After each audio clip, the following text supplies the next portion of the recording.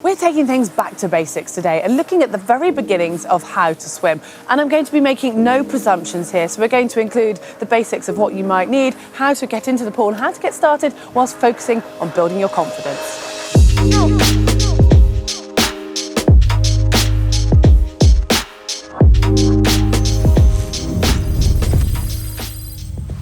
First up, you need to make sure you've got the right kit, and appropriate swimwear is obviously essential, but any kit beyond that is usually optional, although check with the pool you're swimming at because some actually insist that you wear a swim cap.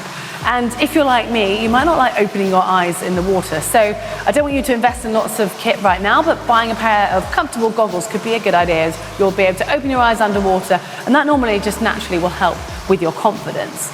And then there's floats. Now I personally prefer to use a woggle or a noodle, whatever you want to call it, because you can simply place that underneath your shoulders, under your arms, or underneath your hips, and then as you start to get more confident and find the right body position in the water, you can naturally take that out. But note, these are floats, they're not safety devices, so if you are coming to the pool for the first time, I'd recommend seriously bringing someone with you who's confident in the water already, and also finding a pool that's shallow enough so that you can stand up with at least your head and shoulders above the water.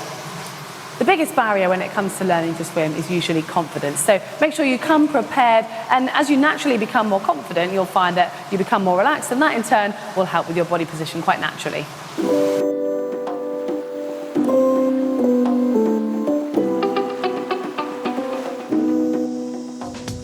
So we're going to keep it simple to start with, and just want you to place your face into the water for a count of 5 whilst continually exhaling through your mouth. And you can hold on to the wall for this just to give yourself some orientation.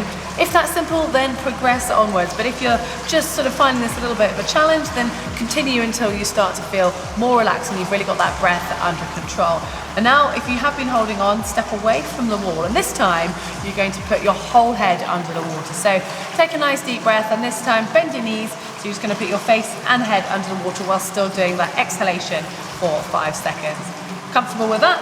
Time to progress again. And this time, you're going to bend your knees and you're actually going to let yourself sink right down to the bottom of the pool so that your bottom hits the ground, and continue exhaling. And once you've got to the end of that breath, simply straighten your legs and you'll come back up to the surface. And then just to ensure you've got that real confidence and have it mastered, repeat it several times, but making sure you get your breath back in between each one. Now you've got the hang of underwater, it's time to focus on being able to be relaxed on the surface. Yep, the all-important floating. Now, with enough air in your lungs and the right body position, pretty much all of us can float, but you can actually increase your chances of floating by making yourself larger. So by this I mean spreading your arms and legs out wide into a star shape. Now, once you've made this position while standing up, I want you to very gently push your feet up off the ground whilst putting your head back and trying to look at the pool side behind you. And you want to aim to have the waterline sort of in the middle of your forehead, while simultaneously getting your hips focusing on them moving up to the ceiling. Now it is tempting once you're in this position to kind of check your body and say, yeah, I'm floating. As soon as you lift your head up and look, you won't be floating anymore. In fact, your body acts like a seesaw when it's in the water, and it pivots around your torso. So if one end is up, then the other end is likely to be down.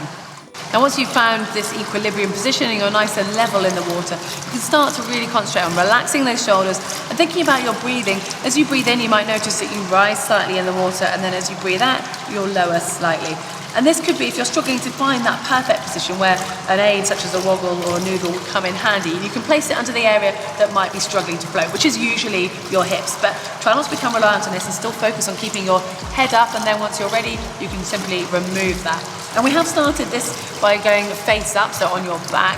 Now it's time to flip it over and go face into the water. And some people actually find it easier this way around, as it's slightly easier to get your hips up. So you will need to take a deep breath, but start as you did last time. Make that star position and gently push off the bottom of the pool, putting your face in. So again, that pivot, try to aim to have your face so you're looking down at the bottom of the pool, maintaining that star position. And again, if you need the woggle, then you can simply place it under the areas that you want. And just a reminder, practice this in the shallow end, so as soon as you feel the need, you can simply stand up if you want to. Moving on, let me introduce to you mushroom floats and sink down. So step away from the wall, and you need to tuck yourself up into a small ball. So bring your knees to your chest, and you're going to hug those nice and tightly with your arms and tuck your chin down onto your chest. whilst taking a big breath of air. And you'll find that you just float on the surface in a face down position like this. And now, once you've found nice and relaxed, I want you to gently exhale, and you'll find as the air leaves your lungs, you should very gradually sink down towards the bottom. Once you're at the bottom, find the ground and then simply push yourself back up to the surface. And once you're comfortable doing this, practice a few times, then it's a good idea if you've got the option to progress to the deeper end. And this will start to really help you have that body awareness in the water, which will transfer later on when you come to learning the stroke.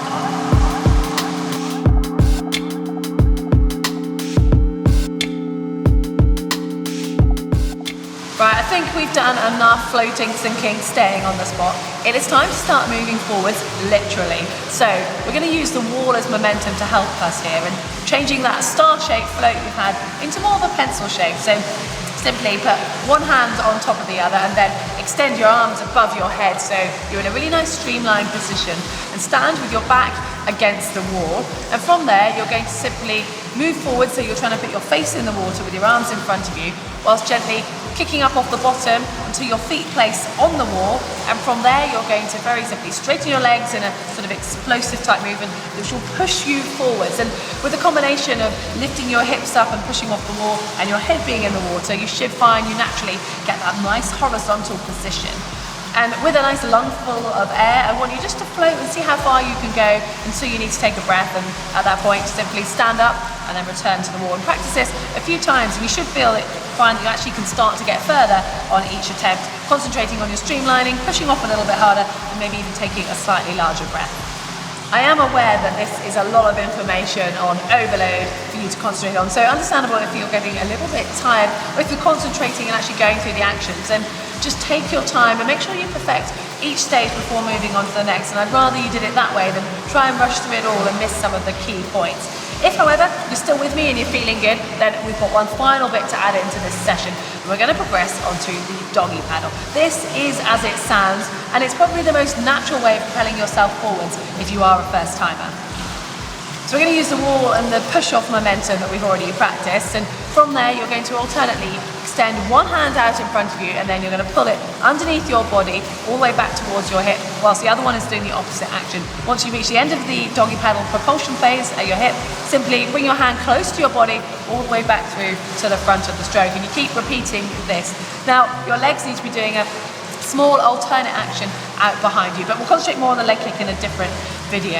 And to start with, you can do doggy paddle with your head up, but once you've been able to progress and keep your face in the water, you'll find it much easier to get that position.